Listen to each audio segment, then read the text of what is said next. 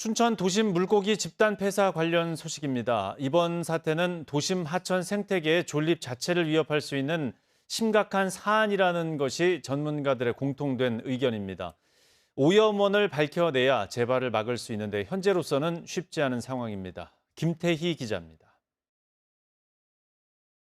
도심 하천에서 발생한 물고기 집단 폐사. 강원대학교 연구진은 일찌감치 유독물질에 의한 폐사라는 조사 결과를 내놨습니다. 어차피 이 물도 수도권의 상수원이잖아요. 빨리 시에서 어떤 조치를 해서. 춘천시와 강원도 보건환경연구원도 사고 당시 물이 심각하게 오염됐다는 점은 인정합니다.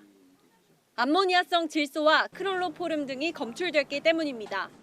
유기오염 물질이 너무 고농도로다가 하천으로 유입이 되고 그다음에 아모니아성 질소 농도가 되게 높아요. 하지만 강원대 연구진이 찾은 유독물질은 발견하지 못했습니다. 법에 나온 규제 물질만 검사한 겁니다. 특히 죽은 물고기에 대해선 아예 검사조차 하지 않았습니다. 검사도 하기 전에 춘천시가 전부 수거해서 폐기해버린 겁니다.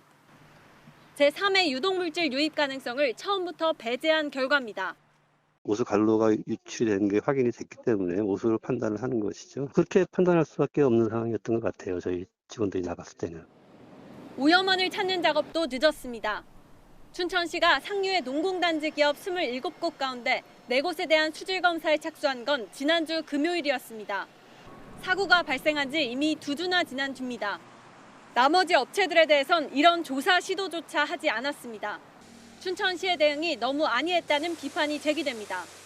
어류 폐사가 발생하게 되면 매뉴얼에 따라 가지고 현장에 나와서 현장 보존할 수 있게끔 조치를 취해야 되는데 그런 부분에서 좀 문제가 있지 않나 싶습니다.